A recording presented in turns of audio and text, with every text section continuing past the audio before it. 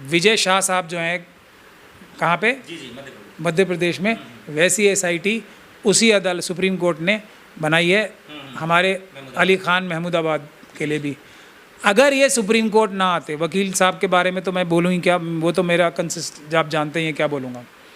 तो अगर ये डिस्ट्रिक्ट कोर्ट में जाते तो इनकी, क्योंकि इनके खिलाफ जो एफआईआर है उसमें तो कोई बात लगती नहीं, कोई भी डिस्ट्रिक्ट कोर्ट का अच्छा वकील इनको ना सिर्फ ज़मानत जल्दी करा लेता बल्कि ये एफआईआर भी क्वैश करा लेते। अब एफआईआर क्वैश कराने के लिए ही सुप्रीम कोर्ट जाना किस अक्लमंद आदमी का दिमाग है, जबकि हाई कोर्ट जाना चाहिए सबसे पहले। तो हाई कोर्ट को जंप मार के सुप्रीम कोर्ट में आने की कौन सलाह देता है? हम जैसे लोग तो इसको बार बार मना करते हैं, पहले हाई कोर्ट जाएं उसके बाद सुप्रीम कोर्ट जाएं। अगर कोई बहुत ही बड़ा ऐसा मसला ना हो जाए तो एक छोटे से केस को बड़ा केस बना लिया, एसआईटी बनवा ली, उनके मोबाइल फ़ोन और लैपटॉप्स और दूसरे जो सामग्री है वो है, उनके फेवर में जो लोग प्रोटेस्ट कर रहे थे उनके खिलाफ भी, मैं तो न्यूज़ में ही देख रहा हूँ, जो न्यायालय है उसने सख्त टिप्पणी कर दी, उनको भी सबको बता दिया कि इनसे अलग हो जाओ। तो ये सुप्रीम कोर्ट से लेके निकले हैं हमारे सीनियर वकील साहब भी, और क्लाइंट तो हैं ही। तो एक सिस्टम बन चुका है, जो भी इस तरह का केस होगा उसके लिए एक ख़ास पैटर्न बन चुका है, और उस पैटर्न का पिछला रिकॉर्ड कोई देखता नहीं है। अभी भी किसी को भी बड़ी मुसीबत आएगी तो वही है सिस्टम, वहाँ जाओ, और वहाँ जाने के बाद जो होता है, हर बार होता है, वो इस बार भी हो गया है। अली मोहम्मद ये खान साहब के साथ भी वही हुआ है। आने वाला टाइम मेरी इस बात को सही या गलत साबित करेगा, मैं ये बात कह रहा हूँ, लेकिन मेरा हिसाब ऐसा है कि वो बहुत बड़ी मुश्किल में फंस गए हैं, जिसमें उनको फंसने की गुंजाइश ना के बराबर थी। अब वो उस मुश्किल में फंस गए। लेकिन जो लोग इनके चाहने वाले थे प्रोफेसर के, वो तो जश्न मना रहे हैं कि चलिए भाई जमानत थी, सही मिल तो गया एटलीस्ट।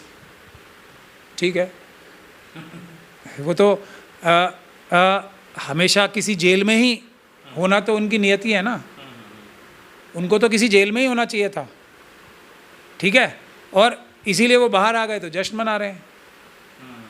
जेल में गए, उसके लिए कुछ करने के लिए सोचा किसी ने?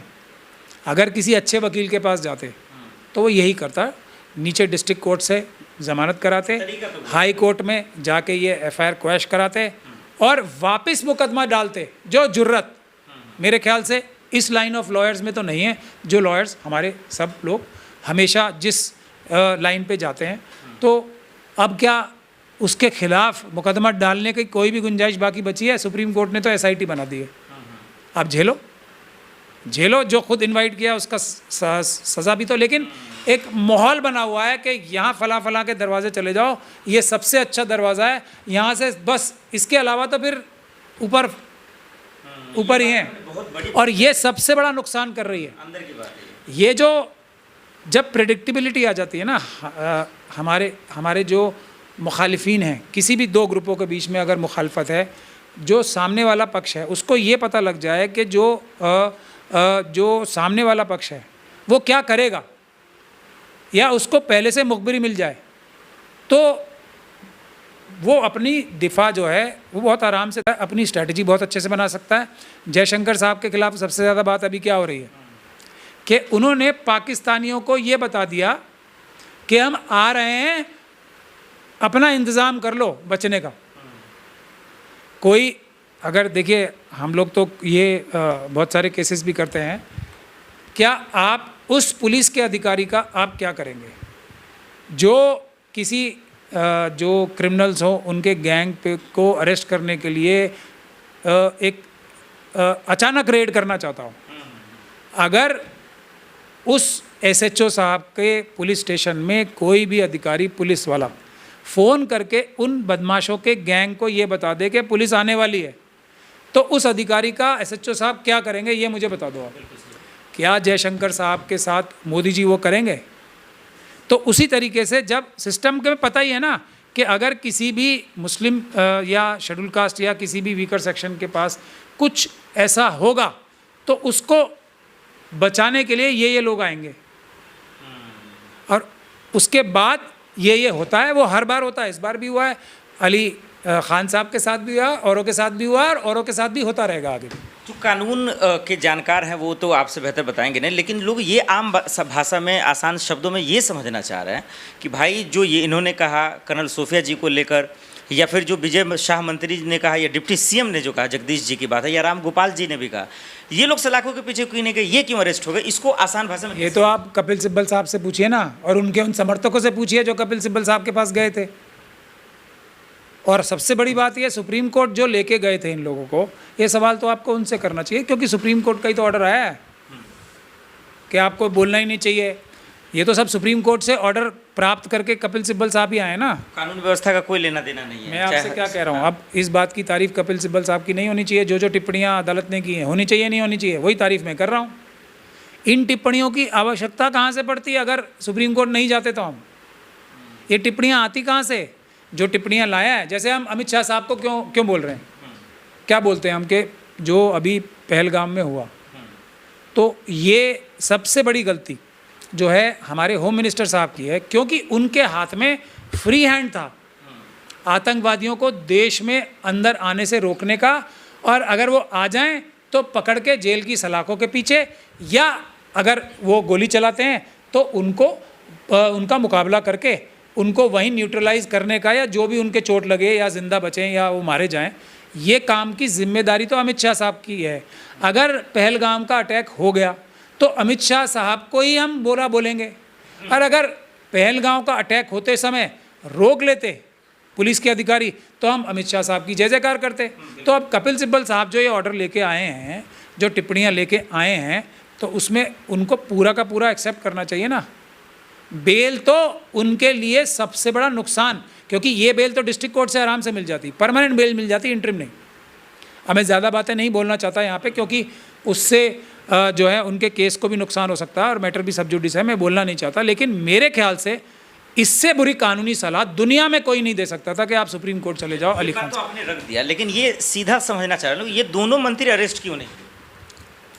इसमें कौन सी ताकत है, इसके पीछे कौन सा बल है? कानून तो एक ही है। इसके पीछे बल है, जो मैं आपको रास्ता बता रहा हूँ, जो अली खान साहब की तरफ से कभी भी नहीं हुआ, वो सिर्फ हमारे ऑफिस से ही होता है, वही रास्ता है उसका। वो हमारे ऑफिस से कपिल मिश्रा साहब के खिलाफ एफआईआर, पुलिस के लोगों के खिलाफ एफआईआर, जिन लोगों ने झूठा गलत इन्वेस्टिगेशन करके दिल्ली के दंगों में हो चाहे या दूसरी जगह में हो, ये वापस एक्शन लेने का काम ही तो होता है। अब पुलिस के अधिकारियों को, सरकारी अधिकारियों को क्या पता है? हम जैसे मध्य प्रदेश हाई कोर्ट ने तो ऑर्डर ही कर दिया, उसके बाद भी पुलिस के अधिकारियों की इतनी हिम्मत कि हम कुछ नहीं करेंगे और हमारा कुछ नहीं होगा। ये कुछ नहीं होगा कि जो अश्योरेंस उनके दिमाग में है ना, जब तक कानूनी कार्रवाई, ये उनकी जो सेल्फ कॉन्फिडेंस है वो दूर करने के लिए नहीं होगी, वो वही होगा। इसका जवाब ये है, मैं आप उसकी निंदा कर सकता हूँ इस बात की, उससे फ़ायदा नहीं होगा। मैं आपको हर चीज़ का सोल्यूशन बताता हूँ, मेरा नेचर वही है। मैं अम्बेडकरवादी हूँ, तो मैं हर चीज़ को समझ के उसका समाधान बताता हूँ। समाधान ये है, वो समाधान आज तक किसी इन महानुभावों ने किया या नहीं हुआ है, ये अपना रिकॉर्ड बता दें। और हमने जो हमारे ऊपर हमले होते हैं, जो हमारी चारों तरफ से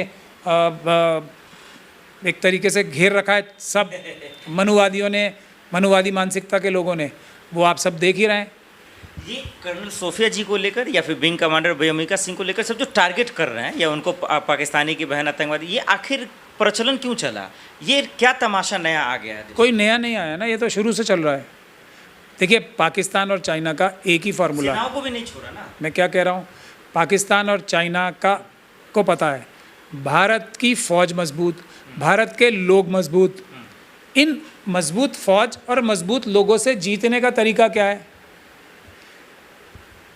फौज से तो ज़्यादा, क्योंकि वो डिसिप्लिन फोर्स है, उसको नुकसान पहुंचाने की पॉसिबिलिटी बहुत कम है, ठीक, क्योंकि वो तो जवाब भी तुरंत दे देंगे।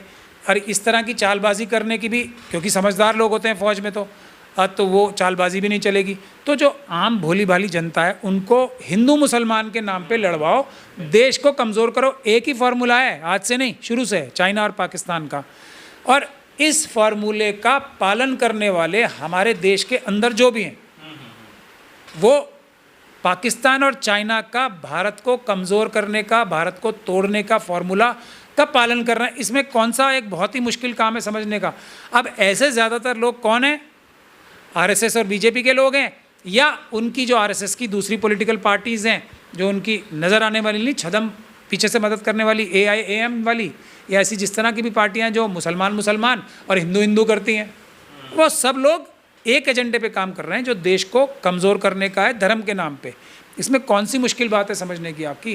तो जहाँ जहाँ बीजेपी और आरएसएस के लोग या उनके समर्थित लोग जो मुंह दिखाने के लिए भले ही उन्हें गाली भी देते हों, वो होंगे, वहाँ हिंदू, जहाँ उसका सबसे बड़ा टेस्ट क्या है, हिंदू मुसलमान हो रहा होगा। तो जहाँ हिंदू मुसलमान है वो चाइना पाकिस्तान का एजेंडा है, इसमें कौन सा मुश्किल काम है? अब आप देख लो कौन कौन हिंदू मुसलमान करता है, जो करता है उसको चाइना और पाकिस्तान का एजेंट बताना शुरू कर दें हम लोग, उनके खिलाफ कानूनी कार्रवाई करना शुरू कर दें हम लोग, देखिए 2 मिनट में ये साजिश चाइना और पाकिस्तान की ख़त्म हो जाएगी। और कोई चाइना और पाकिस्तान के बाद दूसरा भारत से जीतने का रास्ता है ही नहीं, एक ही रास्ता है, उसमें उनके समर्थक अंदर वाले हैं सबसे बड़े, उनका हथियार हमारे अंदर जो उनके एजेंट्स बैठे हुए हैं हिंदू मुसलमान करने वाले, वही हैं और कोई नहीं।